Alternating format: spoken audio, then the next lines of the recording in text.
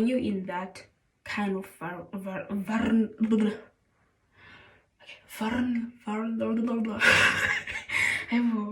okay, English.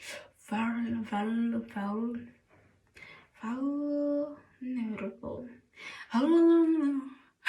Guys, I literally can't say this word. Vulnerable. Vulnerable. Okay, this is very weird. Vulnerable. Okay. You know what I'm trying to say, because I literally can't say it.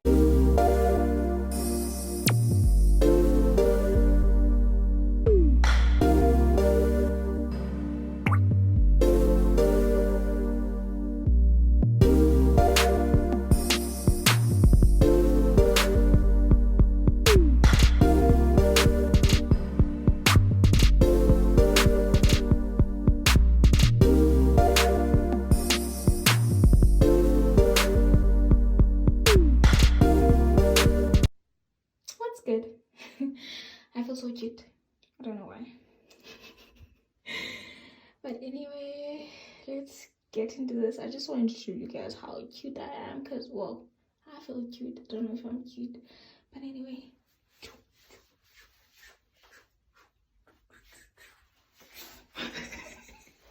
Okay, what are we doing? As I said, we're doing a story time because I really have this thing to tell you guys. Well, a story. So I am a part-time student and I work at the same time. I've been driving myself to class. So this other day, I think like a week before this day, I was charging my phone. Like perfect normal day, charging my phone, and then suddenly it blew up, like literally blew up, and then it was like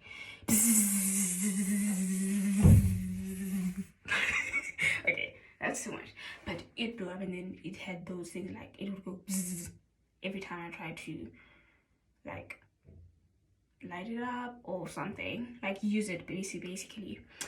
And then what I realized that I couldn't, because the thing is I didn't know what was wrong.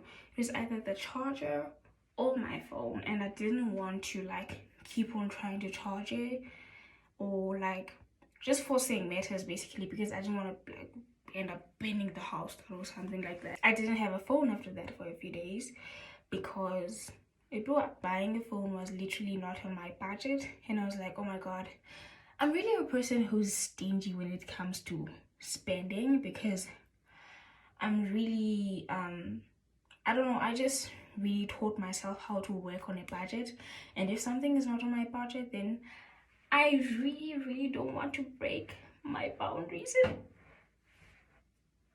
and just buy the thing, you know. Okay, I'm not gonna do that. I'm not gonna be weird. But anyway, took me a long time to finally wrap my head around the situation and be like, okay, you know what, you have to buy a phone because you need a phone.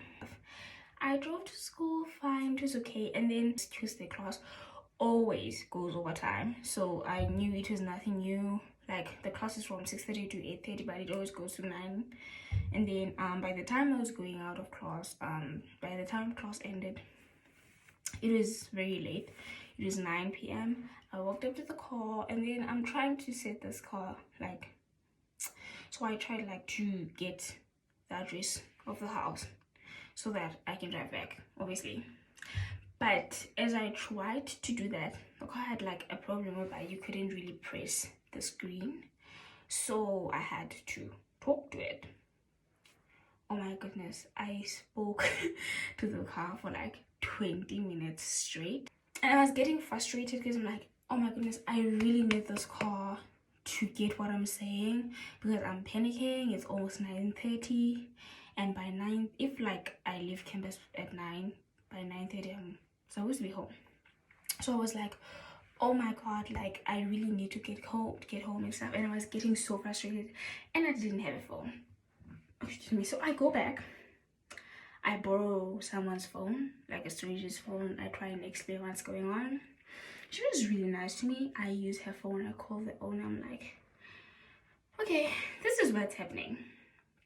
I am trying to get the house's address on the car, and it literally is doing something else, and it's really really frustrating for me because it's like it's getting late, people are leaving campus, and I don't want to be the only person left there.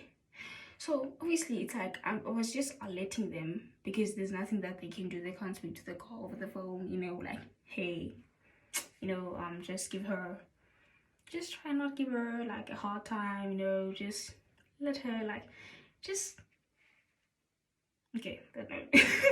But anyway, so I decided to just figure the way out, like the way home. I was like, okay, if I can just get out of downtown and on 279 the highway, I'll be fine. I can drive home. I'll figure the way out home. And at the same time, I was still trying to talk to the car, like just trying to see if it will actually get what I'm saying. Cause like, dude, help me. But anyway, so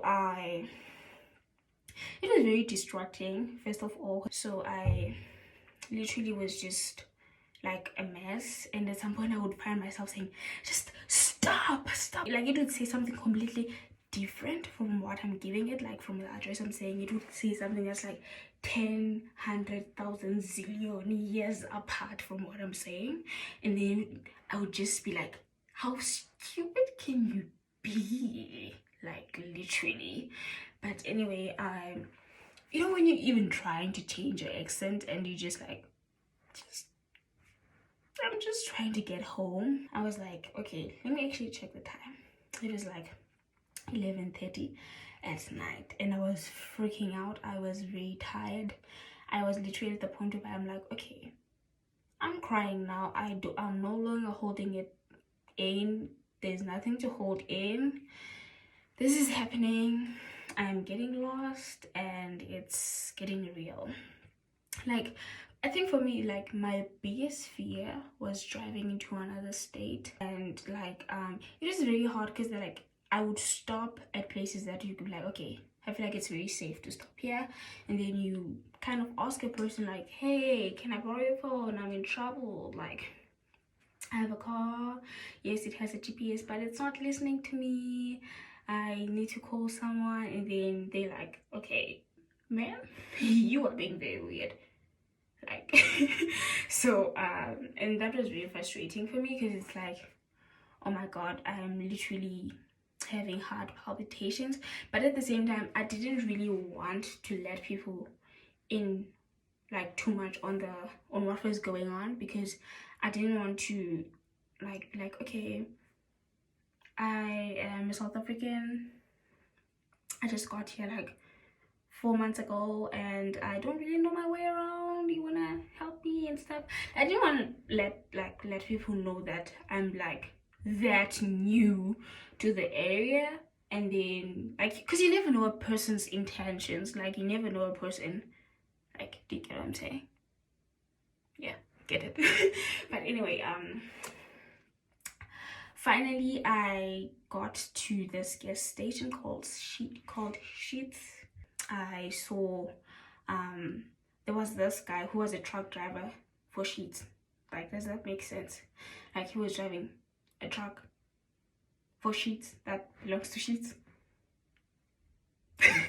But anyway, something like that. And then I just like walked up to him, because before that actually I stopped at a grocery store's parking lot at Giant Eagle, and then there was like this car with like full of guys in it, and like because it was so late, the parking lot was like literally almost very empty. And I literally realized that this car was like full of guys only after I had walked out of the car, going towards the car to ask for help. And then I'm like, okay, this here has cringe written all over it. You don't want to just, okay, they could have been nice people, but you just never know.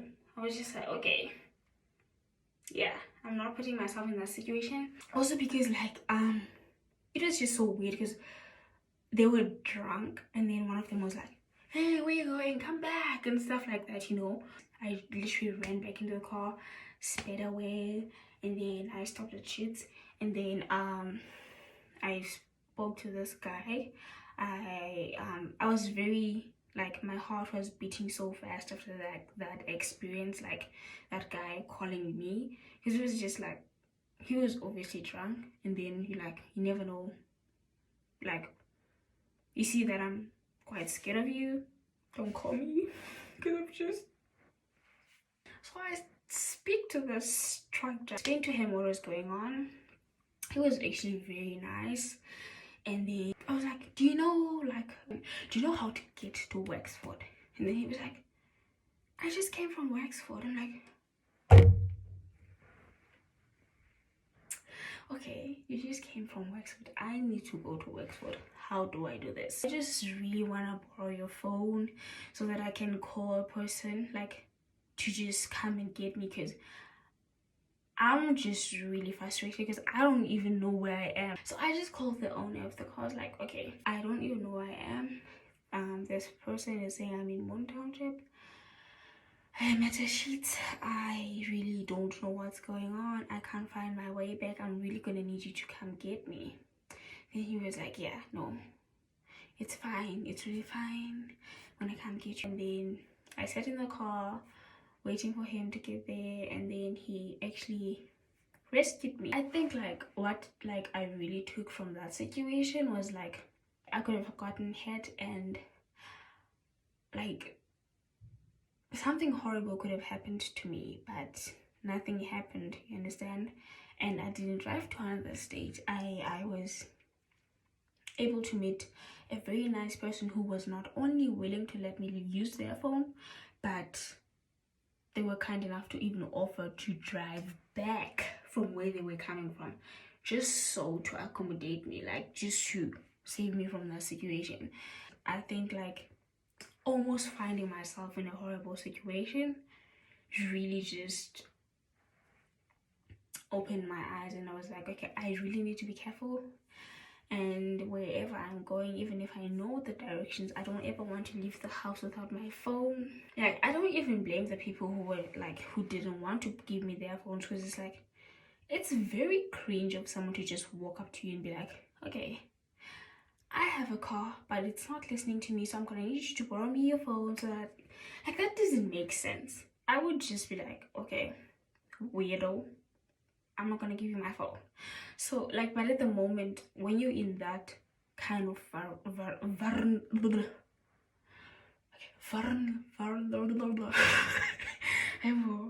okay, English, vulnerable.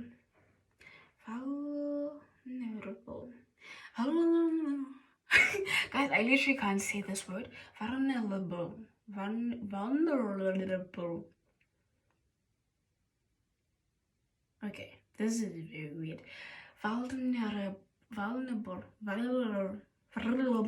Okay. You know what I'm trying to say, because I literally can't say it.